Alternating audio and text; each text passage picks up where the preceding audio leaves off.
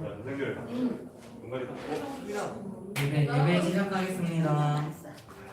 오늘도 이렇게 교회로 오신 그리고 온라인으로 예배 드리신 중등부 친구들 모두 환영합니다.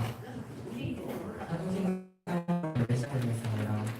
전능하사 천지를 만드신 하나님 아버지를 내가 믿사오며 그 외아들 우리 주 예수 그리스도를 믿사오니 이는 성령으로 잉태하사 동료 마리아에게 나시고 본디오 빌라도에게 고난을 받으사 십자가에 못 박혀 죽으시고 장사한 지 4일 만에 죽은 자 가운데서 다시 살아나시며 하늘에 오르사 전능하신 하나님께 앉아 계시다가 저리로서 산자와 죽은 자를 심판하러 오시리라. 성령을 믿사오며 거룩한 공회와 성도와 서로 교통하는 것과 죄를 사하시는 것과 몸이 다시 사는 것과 영원히 사는 것을 믿사오나이다. 아멘.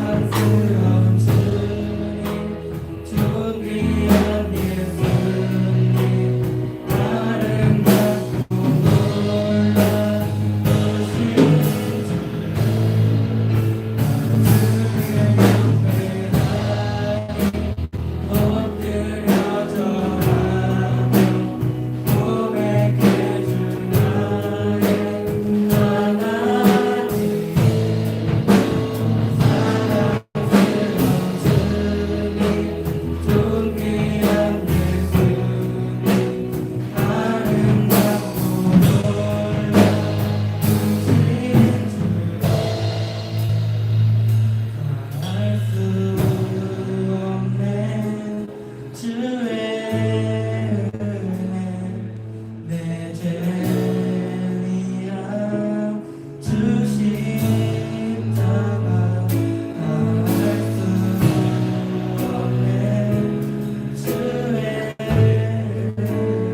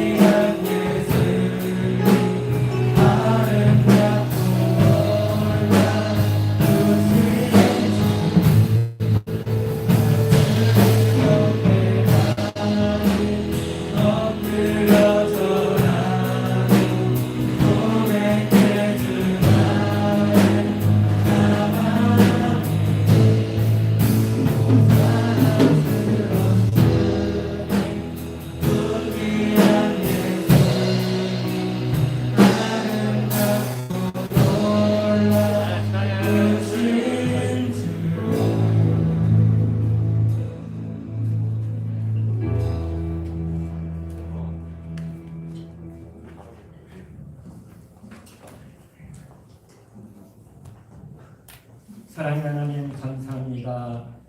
오늘도 주님이 지극히 저희들 품어주셔서 이 귀한 성전으로 인도해 주시고 11월 첫 주 성찬 예배로 저희들 인도해 주심을 감사와 영광을 돌려옵니다.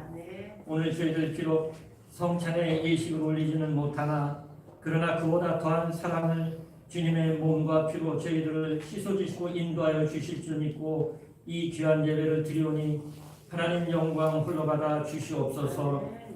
우리의 살아가는 날들 가운데 지은 죄가 많아서 주님 앞에 눈물로 고백하는 때가 많이 있습니다. 성령님 인도하여 주셔서 우리의 죄를 고백할 때 사하여 주시고 순결한 믿음과 성결된 몸으로서 하나님께 더욱더 나아가 우리 주님이 기뻐하시는 우리 모든 중등부 친구들 수 있도록 인도하여 주시옵소서. 특별히 이 자리에 나온 우리 친구들 그리고 온라인으로 예배드리는 사랑하는 우리 모든 친구들을 기억하여 주셔서 한 사람 한 사람이 주님 앞에 고하고 간구한 그 모든 것들이 다 이루어질 수 있도록 인도하여 주시고 저들의 믿음과 간구한 그 기도 소리에 응답하여 주실 때 하늘의 귀한 열매가 이 땅에 가득 채워질 수 있도록 축복에 축복을 더하여 주시옵소서. 하나님 우리 사랑하는 중등부를 기억하여 주셔서 참되게 하여 주시옵소서.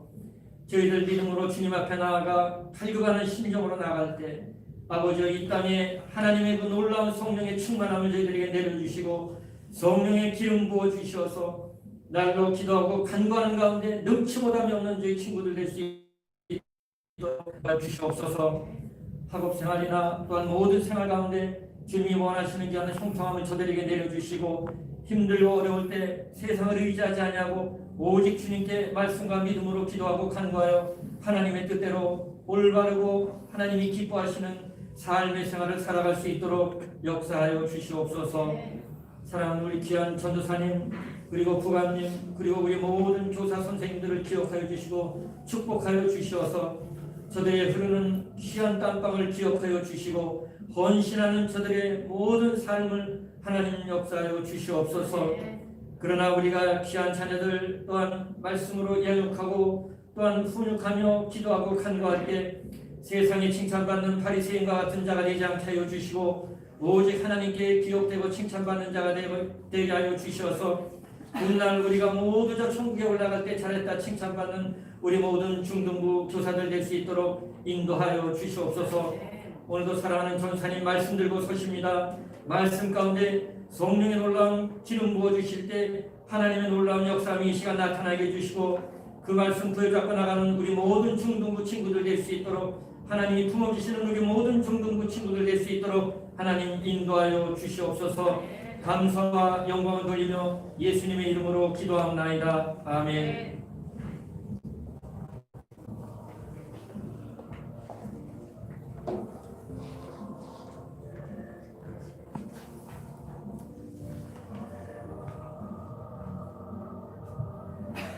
네, 말씀을 읽을 건데요. 오늘 말씀은 다니엘 6장 1절부터 10절까지 말씀입니다. 다니엘 6장 1절부터 10절까지 말씀. 성경에 있는 친구들은 구약 1242페이지에 있어요. 주보에도 나와 있죠. 우리 찾았으면 다니엘 6장 1절로 10절까지 말씀을 함께 읽어볼게요. 시작. 다리오가 자기의 뜻대로 고관 120명을 세워 전국을 통치하게 하고 또 그들 위에 총리 셋을 두었으니 다니엘이 그 중에 하나이라. 이는 고관들로 총리에게 자기의 직무를 보고하게 하여 왕에게 손해가 없게 하려 함이었더라. 다니엘은 마음이 민첩하여 총리들과 고관들 위에 뛰어나므로 왕이 그를 세워 전국을 다스리게 하고자 한지라. 이에 총리들과 고관들이 국사에 대하여 다니엘을 고발할 근거를 찾고자 하였으나 아무 근거 아무 허물도 찾지 못하였으니 이는 그가 충성되어 아무 그릇됨도 없고 아무 허물도 없음이었더라. 그들이 이르되 이 다니엘은 그 하나님의 율법에서 근거를 찾지 못하면 그를 고발할 수 없으리라 하고 총리들과 고관들이 모여 왕에게 나아가서 그에게 말하되 다리오 왕이여 만수무강하옵소서. 나라의 모든 총리와 지사와 총독과 법관과 관원이 의논하고 왕에게 한 법률을 세우며 한 금령을 정하실 것을 구하나이다. 왕이여 그것은 곧 이제부터 30일 동안에 누구든지 왕 외에 어떤 신에게나 사람에게 무엇을 구하면 사자굴에 던져넣기로 한 것이니이다. 그런즉 왕이여 원하건대 금령을 세우시고 그 조서에 왕의 도장을 찍어 메대와 바사에 고치지 아니하는 규례를 따라 그것을 다시 고치지 못하게 하옵소서 하매 이에 다리오 왕이 조서에 왕의 도장을 찍어 금령을 내니라. 다니엘이 조서에 왕의 도장이 찍힌 것을 알고도 자기 집에 돌아가서는 윗방에 올라가 예루살렘으로 향한 창문을 열고 전에 하던 대로 하루 3번씩 무릎을 꿇고 기도하며 그의 하나님께 감사하였더라. 아멘. 말씀의 제목을 따라해 볼까요? 다니엘이 왕따를 당했다고? 다니엘이 왕따를 당했다고? 네.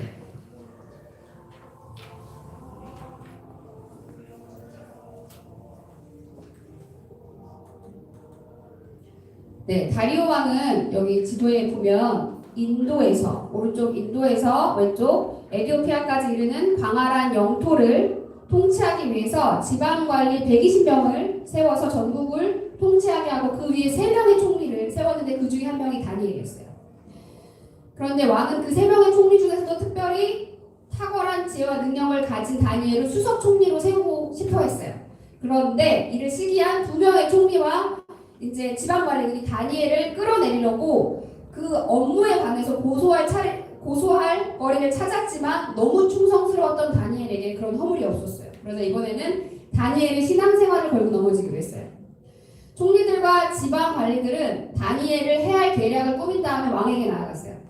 왕이여, 나라의 모든 총리와 도지사와 총독과 법관이 의논한 끝에 한 가지 법률을 정할 것을 구하는데 그건 이제부터 30일 동안 왕 외에 어떤 신이나 사람에게 무엇을 구하면 그 사람을 사자굴에 던져 넣기로 한 겁니다. 그러니 그 조서, 이 법령이 적혀있는 그 조서에 도장을 찍어서 그것을 고치지 못하게 하십시오. 아무것도 모르는 왕은 이게 다니엘이랑 상관이 있을 거란 생각을 안 하고 도장을 찍었어요. 그래서 금지하는 법령, 금령을 내렸어요. 다니엘은 금령이 적힌 조서에 왕의 도장이 찍힌 것을 알고도 집에 돌아가서 방에 올라가서 예루살렘으로 향한 창문을 열고 늘 하던 대로 하루에 3번씩 기도하면서 하나님께 감사했어요. 오늘 뒷이야기는 우리 친구들이 너무 잘하는 것처럼 이 일로 다니엘이 사자굴에 던져지고 또 번짐을 받는 내용이에요. 오늘 말씀의 주제가 우리 친구들 잘 아는 것처럼 왕따인데요. 저는 성경에서 왕따 당한 인물을 떠올리다가 다니엘이 떠올랐어요. 왜 다니엘을 떠올렸는지는 차차 말해줄게요. 먼저 왕따 문제를 다룬 동영상 3개를 연이어서 보여줄 거예요. 한 2분 30초 정도 했는데, 네, 선생님이 영상을 차례로 틀어주시면 돼요.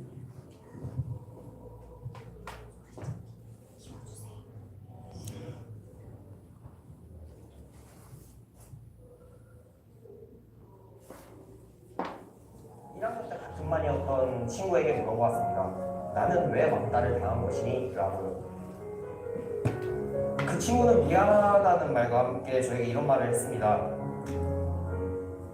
나는 그때 반 분위기가 그래서 어쩔 수밖에 없었다. 그 분위기에 맞췄다. 라고. 저는 아직도 그 친구들이 어떻게 누가 시작했고 어떤 이유로 했는지는 아직도 정확한 이유를 모릅니다.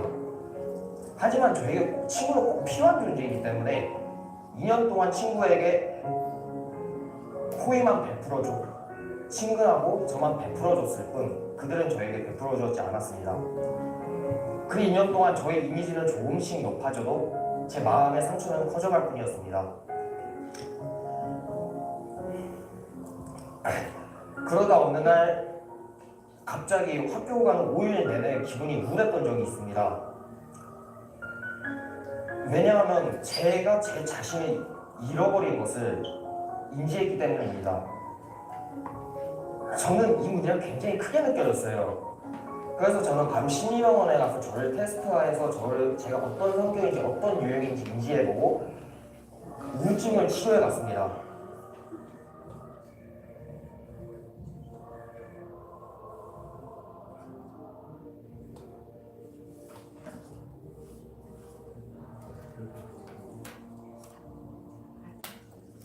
여러 명한테 당한 게 아니라 한 명한테 집요하게 당했는데 담배를 사와라, 돈을 이렇게 조금 내려달라, 지금 당장 나와라, 지금 못 나가는 시간이다 이러면은 거짓말 치지 말라고 이런 식으로 걔가 이제 반 전체 남자애들한테 정치질을 하는 거예요. 얘는 이제 입만 이제 벌리면은 거짓말을 잘하는 애다, 얘한테 아는 척 한 명도 하지 마라. 오늘 갑자기 학교 갔는데 분명 어제는 저랑 같이 인사를 했던 애인데 죄가 없는 사람 취급하는 거예요. 저를 진짜 완전 그 말만 투명인간이라고 해서 진짜 투명인간이 된 거예요. 밥 먹으러 가는 거 따라오면은 막 애들끼리 뒤에 누구 따라오는 거 같지 않냐, 아무도 없는데 막 이런 식으로 얘기를 하는 거예요. 아무도 안 오는 화장실에서 점심시간 동안 있었던 적도 좀 많았고 말 한 번도 안 걸어보네. 쫄쫄 따라가가지고 밥 먹으면 너 왜 따라오는 거고, 그때 분위기는 되게 누굴 감싸주려는 이런 분위기는 아니었으니까.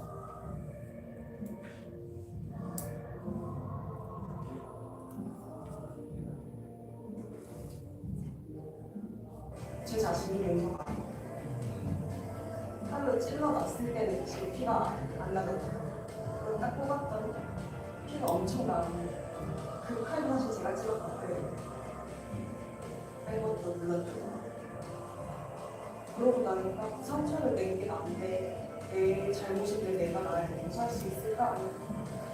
그 고민을 영상으로 촬영하고 싶어서 계절이 3번, 4번 지날 동안 생각을 많이 해도 용서가 안 되는 게 답답한 것 같아요.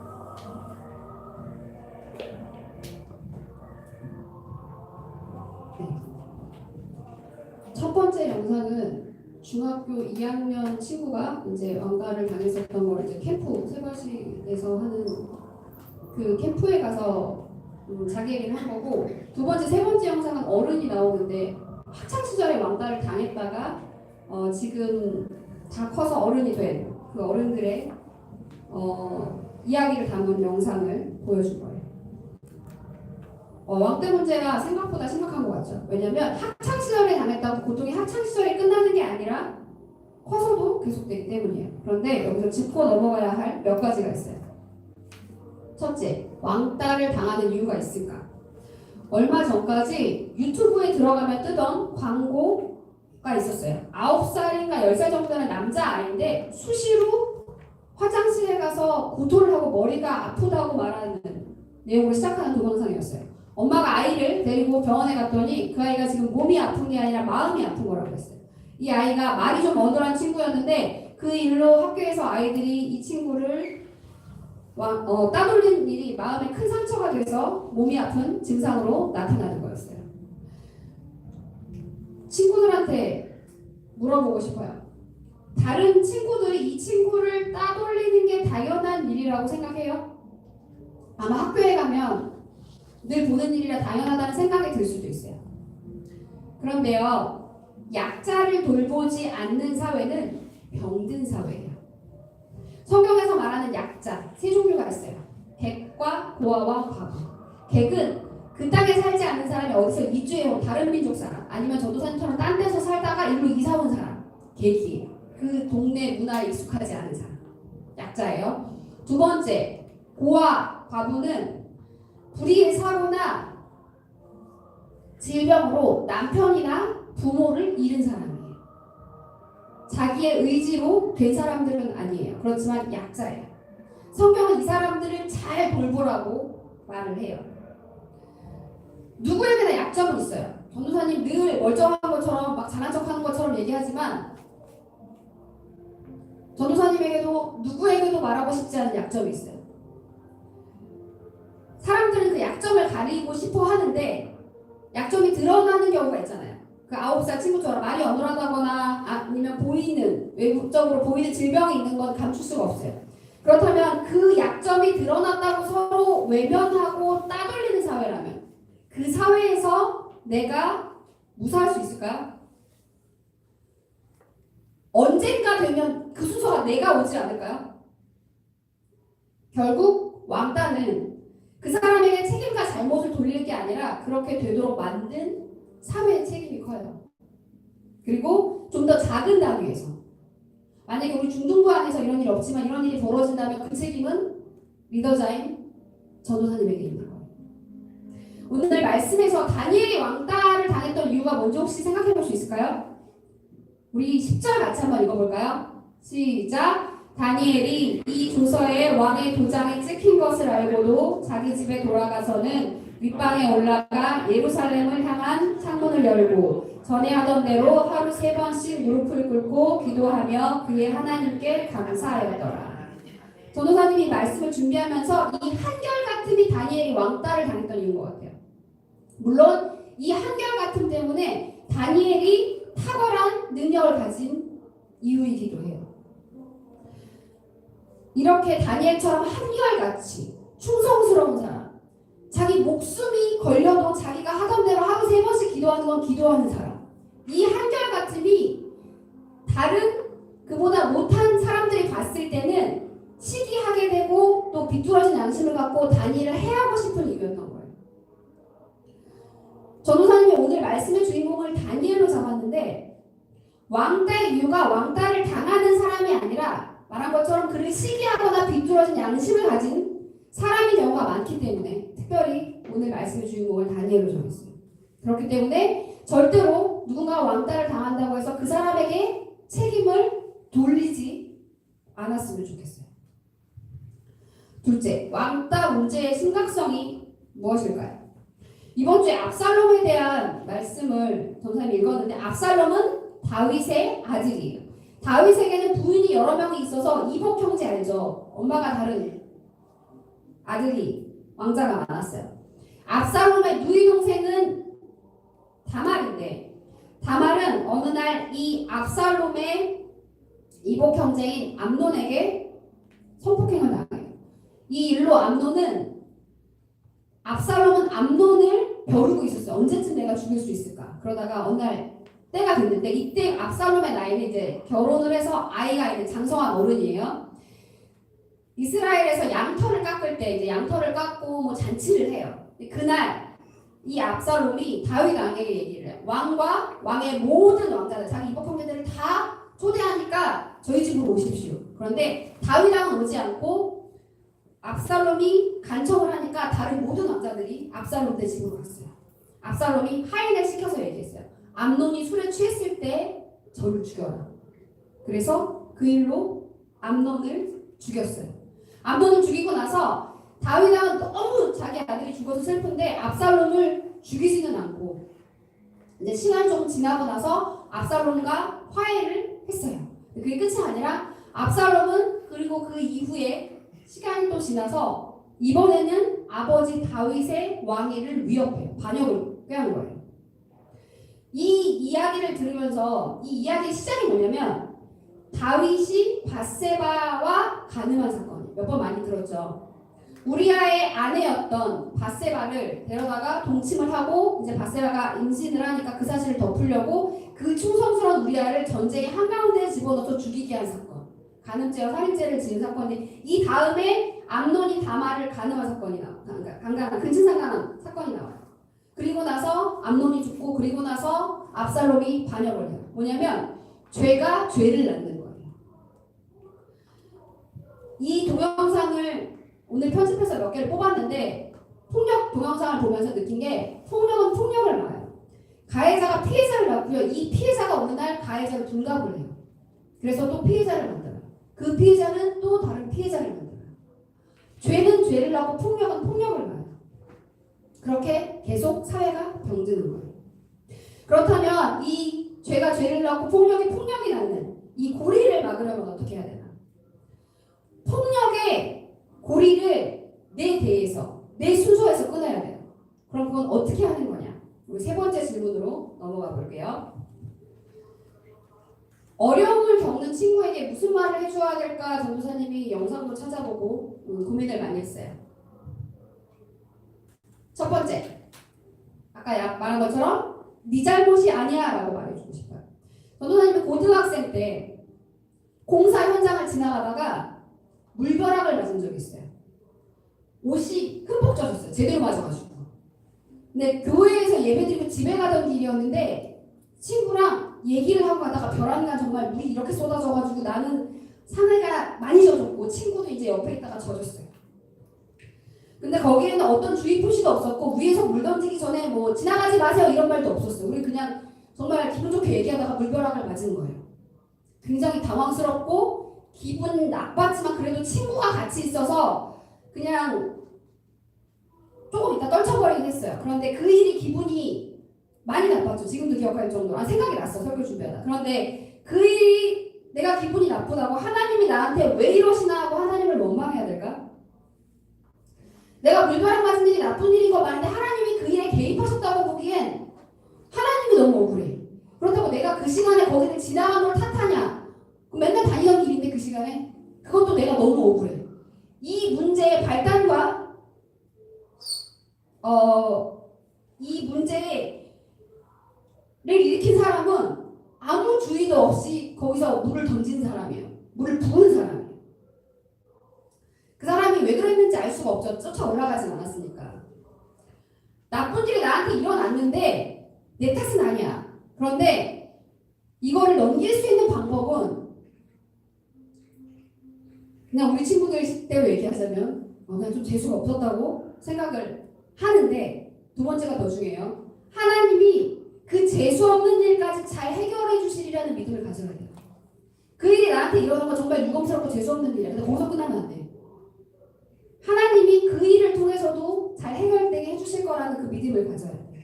아무튼 지나가다가 물을 맞은 일로 하나님을 원망하지 않고 자신을 탓하지 않듯이 이런 어려움을 겪었다고 해서 자신을 탓하지 않았으면 좋겠어요. 둘째, 나를 사랑해야 해. 이게 제일 중요한 것 같아요.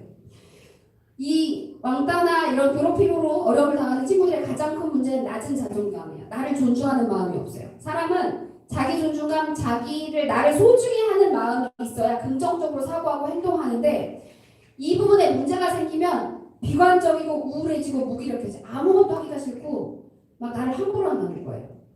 내가 이 어려움을 당하는 게 내 탓도 아닌데 내가 나를 미워하기까지 하면 답이 없어요. 이게 맞을지는 모르겠는데 어떤 사람이 지나가다가 차에 치였어요. 그럼 어떻게 되죠? 주변에 도움을 청하고 얼른 응급처치를 하고 피해 사실을 알려야 돼요. 차에 치인 상태로 아무 행동도 하지 않고 도움도 청하지 않고 나는 왜 차에 치였는가? 정말 재수도 없으니 이대로 죽어버려야겠다. 이렇게 생각하는 사람 있어요? 내가 잘못하지 않은 걸로 어려움을 당하는데 내가 나를 미워하면서 아무 도움도 청하지 않는 것은 차에 치여서 죽겠다는 거랑 똑같다는 거예요. 주변에 피해 사실을 알리고 친구한테 얘기하면 친구가 공감을 좀 더 해줘요. 근데 그 문제를 해결할 능력이 친구한테는 없어. 어른한테 얘기하면 어른은 공감을 덜 해줘. 그런데 그 문제를 해결할 능력이 어른에게 있어요. 그렇기 때문에 늘 얘기하지만 담임 선생님, 못 믿어오면 교회 선생님, 전도사님, 이모, 삼촌, 부모님 나를 도와줄 수 있는 사람이 나타날 때까지 도움을 청해야 돼요. 그런데 정말로 만약에 누구도 없어. 이 상황이 나아지질 않아. 그런 순간이 올 수도 있어. 그러면 그 마지막 순간은 뭘 기억해야 되냐면 나는 옳고 제가 이상한 애야라는 걸 잊지 말아야 돼. 내가 이상해서 어려움을 당하는 게 아니라 나는 살던 대로 살던 사람이에요. 지나가다 물을 맞고 지나가다 차에 치였을 뿐이지 나는 나대로 살았으니까 옳은 거고 와서 나를 치고 나에게 물 분 제가 이상한 사람이라는 걸 꼭 기억해야 돼. 그래야 나를 미워하지 않을 수 있어요. 나를 미워하면 그 어려운 순간에 나를 미워하면 끝이에요. 나는 죽을 때까지 나를 편들고 나를 보호하고 나를 사랑해야 되는 첫 번째 사람이에요. 성경에 예수님이 그러셨어요. 네 이웃을 네 몸과 같이 사랑하라. 네가 먼저 해. 내가 먼저 해. 내가 있어야 가족도 있고 친구도 있어요. 내가 나를 사랑해야 가족도 친구도 사랑할 수 있어요. 세 번째, 용서는 나를 위해 하는 거야. 이건 정말 어려운 부분인데요. 누군가에게 갑자기 맞거나 언어폭력을 당하거나 정서폭력, 저런 왕따를 당하면 처음에는 이게 뭐지? 하고 정신이 없다가 나중에 사태 파악이 되고 나면 그때부터 이제 참을 수 없는 분노가 치밀어요.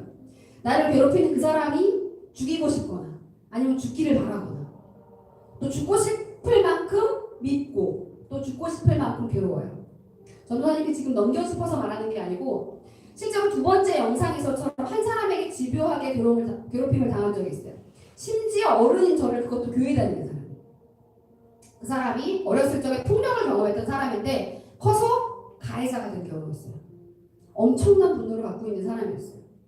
그런데 나를 이렇게 죽고 싶은 마음이 들 정도로 힘들게 만드는 사람을 용서한다. 당신은 꿈에도 상상할 수 없어요. 그런데 아까 그 어른들 영상 봤죠?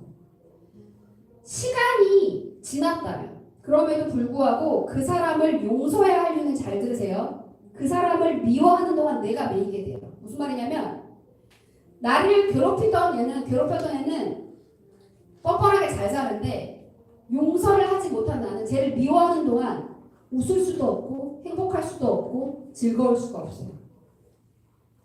그래서 용서는 나를 위해 하는 거예요. 내가 누군가를 미워하는 동안 여전히 불행하기 때문에 까짓 거 잘 살으라고 축복해줘 버려요. 그래도 절대로 그 사람 잘 되지 않아요. 전도사님이 인생의 반 정도 살았다고 100세 시대의 반은 아직 아니지만 어쨌든 전도사님 기준에 장수를 기준으로 했을 때 한 반을 살았어요. 전도사님이 살면서 느끼는 건 하나님은 소름 끼칠 정도로 공의로우신 분이에요. 착하게 사는 사람에게 결국에 잘 되게 해주시고 나쁘게 산 사람에게 결국에 악하게 이루어주시는 게 하나님의 공의로움이에요. 그러니까 그 사람이 지금 잠깐 잘 되는 것 같아도 결국에 잘 되지는 않을 거예요. 하나님은 공의로우시기 때문에 그렇게 내버려 두도록 하지 않으세요. 그러니까 하나님을 믿고 그 사람 때문에가 아니라 일단 내가 살아야 되니까 그리고 하나님을 믿고 공의로우신 하나님을 믿고 하나님이 저 사람을 알아서 하실 거다라는 그 믿음을 가지고 축복해줘 버리고 그 미움과 분노에서 빠져나와야 돼요. 그리고 자신의 삶을 살아야 돼요. 이게 용서하고 살라는 하나님의 뜻이에요. 용서는 다른 사람 불쌍해서 용서하라는 게 아니고 일단 내가 살아야 되고 하나님한테 나한테 맡기라는 거예요. 그리고 우리는 그 사람에 대한 처분을 하나님께 맡기고 그 미움과 분노에서 자유로워져야 돼요. 그게 하나님의 뜻이에요. 우리 용서에 대한 동영상을 1분짜리 보여주세요.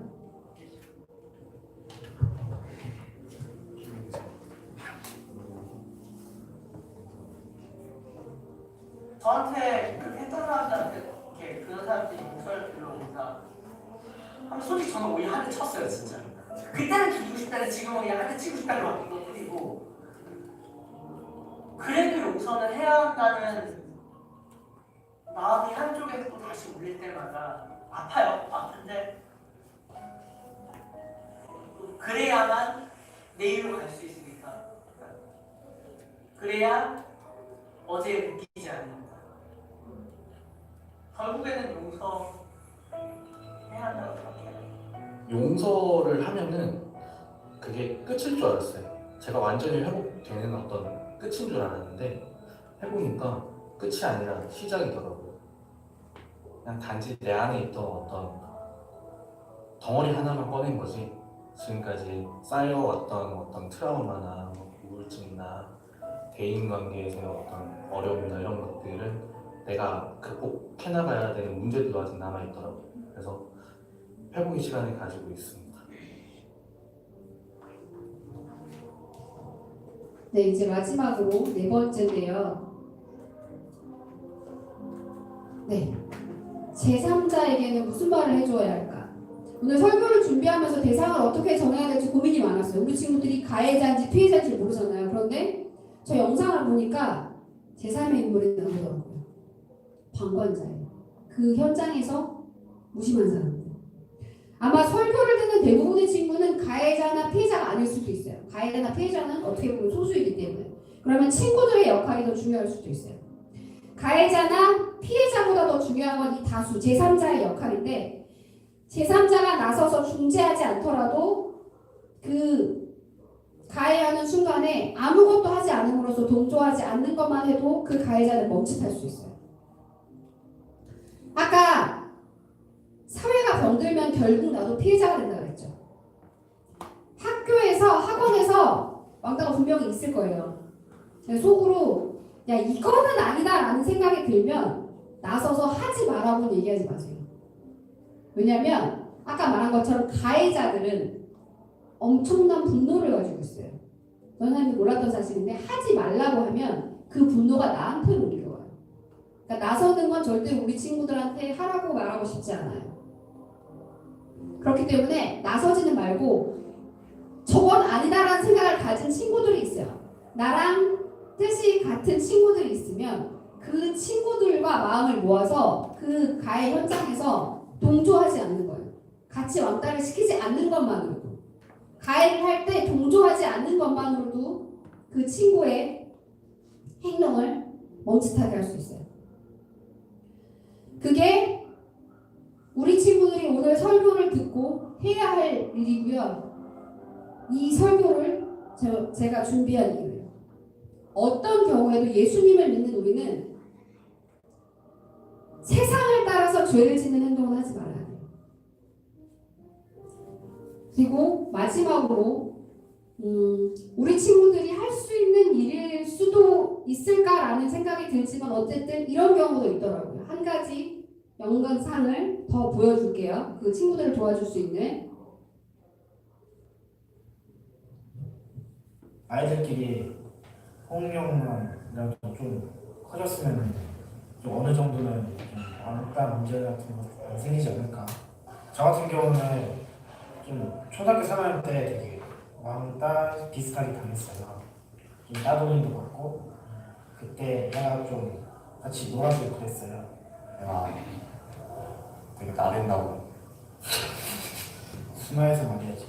좀 활동적인 애다. 압축거린다고. 내가 많이 심각하더라고요. 그 학교 마지막 날인데 갑자기 제가 그때 불 끄는 담당이었는데 내가 자기는 천국 가고 싶다고 막 그러는 거예요. 갑자기. 그래가지고 내가 되게 많이 힘들었구나. 애가 되게 착하게 생겼잖아요. 많이 모자라고 착한데 그때 나이가 10살인데 그래서 천국 가고 싶다 그런 거를 생각하는 거 보니까 짠하더라고요. 그때부터 아예 얘한테 같이 밥 먹어주고 학교 끝나면 같이 가주고 같은 동네에 살기도 하고 그리고 같은 거 아니니까 그 정도는 해줄 수 있다 생각해가지고 같이 하다가 내가 많이 착해가지고 공부도 좋아해요. 그래서 같이 동아리 키우고 다큐 키우고 친해지고 맹집도 자주 가고 지금까지 좀 친하게 지내는 것 같아요. 한마디로 동정심과 연민 때문에.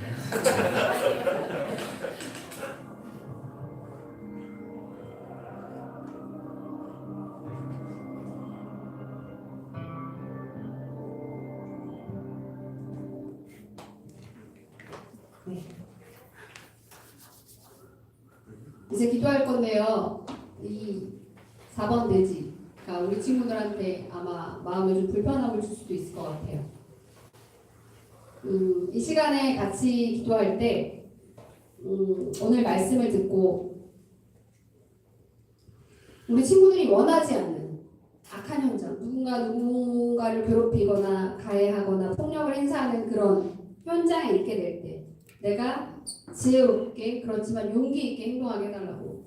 전도사님 다시 얘기하지만 선뜻 나서라는 게 아니라 지혜롭게 나와 생각을 같이 하는 친구들과 동조하지 않는 그렇게 분별력을 가지고 또 용기를 달라고 이 시간에 주님의 이름을 3번 부르고 같이 기도할게요. 주여! 주여! 주여! 하나님 아버지 감사합니다. 우리 친구들과 함께 아까 주제로 말씀을 나눴습니다.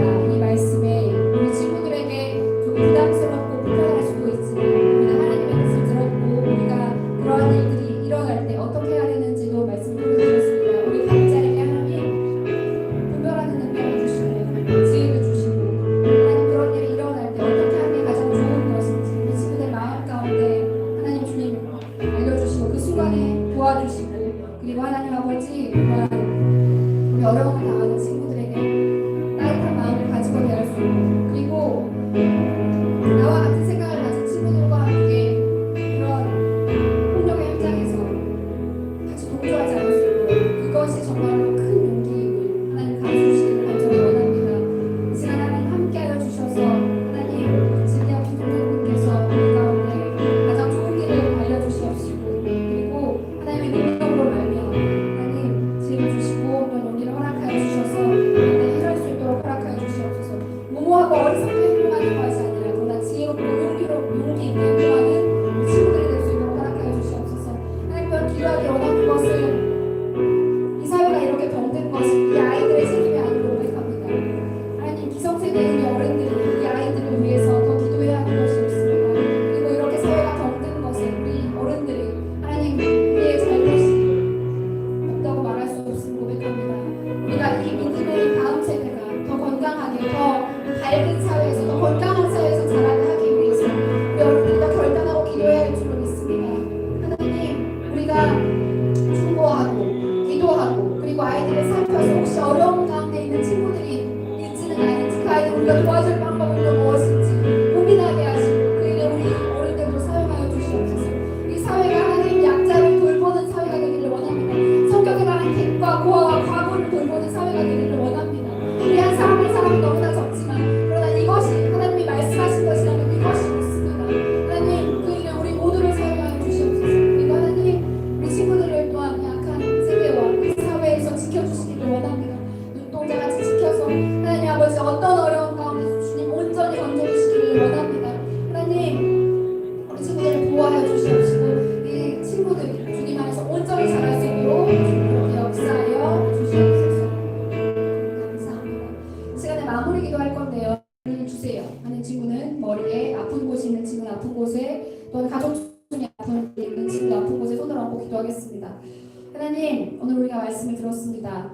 하나님께서 우리 친구들에게 요구하시는 이 말씀의 무게가 무거울지라도 그러나 하나님 우리가 주님 말씀대로 살기 위해 노력할 수 있도록 도와주시옵시고 크게 노력하지는 못할지라도 그 작은 노력을 통해서 우리 친구들이 점점 더 자라고 주님 닮아가는 친구들로 자랄 수 있도록 허락하여 주시옵소서.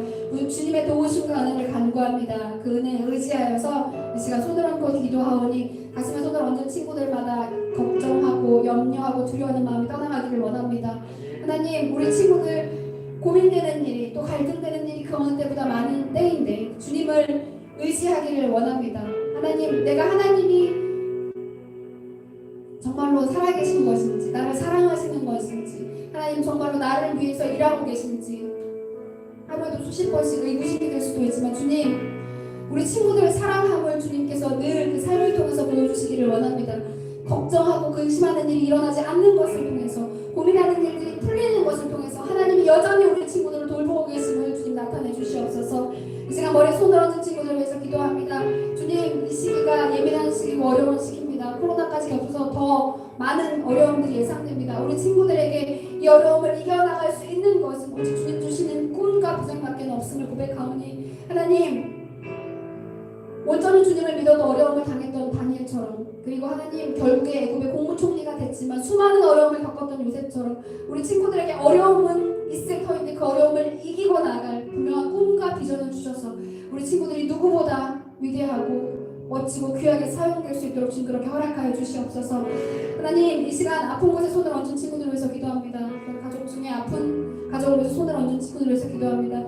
예수 그리스도의 부활의 능력으로 말미암아 그 질병이 깨끗이 낫게 되기를 원합니다. 그것이 마음의 질병이든 몸의 질병이든 하나님 작은 질병이든 큰 질병이든 주님께는 하나님 능치 못함이 없사오니 모든 질병을 이 시간 깨끗이 치유하여 주시옵소서. 하나님 우리가 더 건강하고 더 밝은 모습으로 더 평안하고 더 행복한 모습으로 주님을 섬기기 원합니다. 그것이 하나님의 뜻인 줄 압니다. 우리를 날마다 더 온전하게 하시고 건강하게 하시고 주님 닮은 거룩한 다음에 믿음의 다음 세대로 자랄 수 있도록 주님 그렇게 역사하여 주시옵소서. 오직 주님의 은혜에 감사드리며 예수님의 이름으로 기도드립니다. 아멘. 네, 이 시간에는 양희재 선생님 나와서 기도해 주시겠습니다.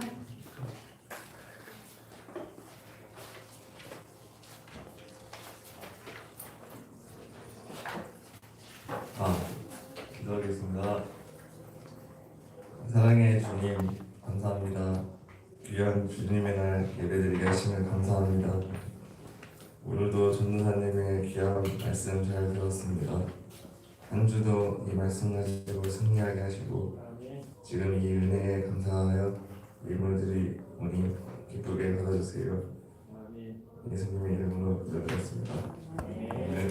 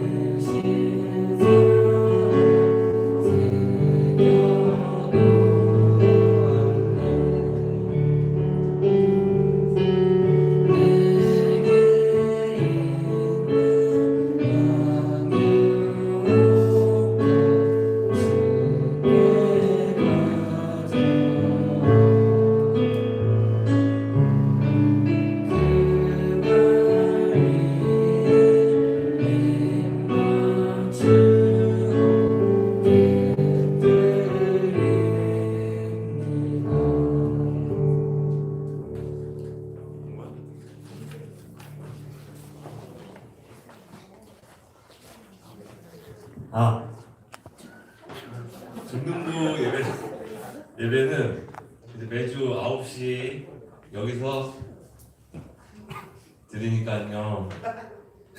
네, 다음 주부터 여기로 모여주시면 됩니다. 그리고 선생님은 전화 신방 잘 해주세요. 네, 이상입니다.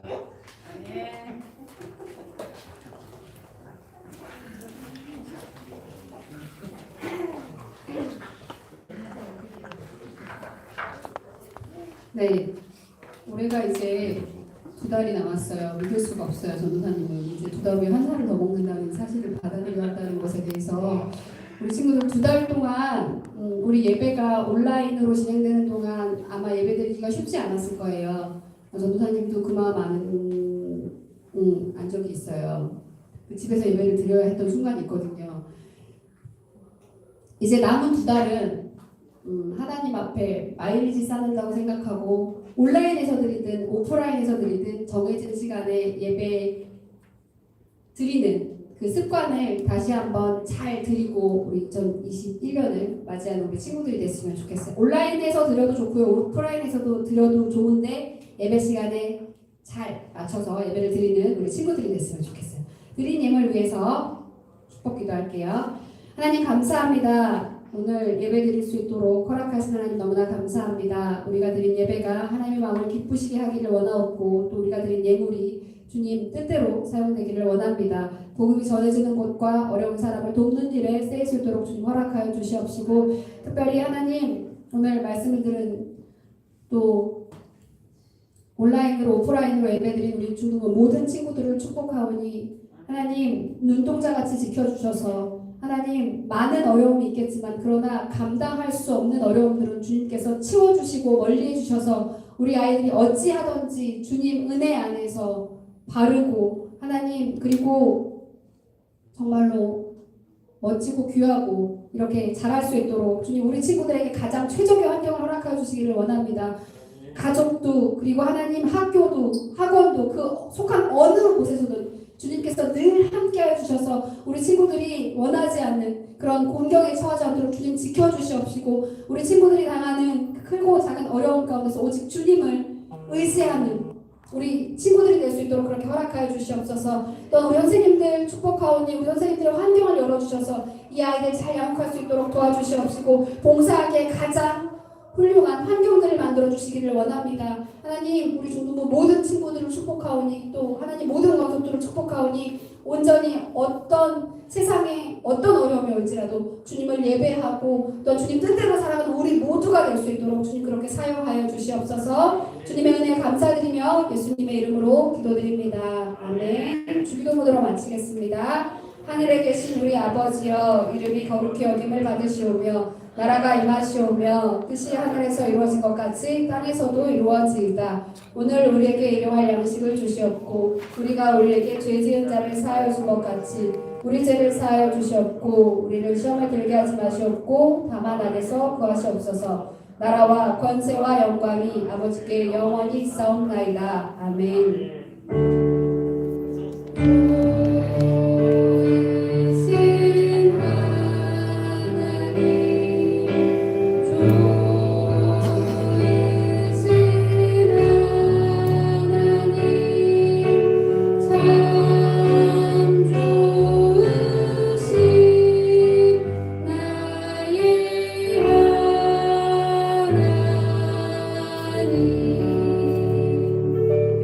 하나님께 감사와 영광을 드리겠습니다. 우리 친구들 선생님하고 잠깐 인사하고 헤어지고요. 우리 온라인으로 예배드리는 친구들은 다음 주 주일 오전 9시에 만나도록 할게요.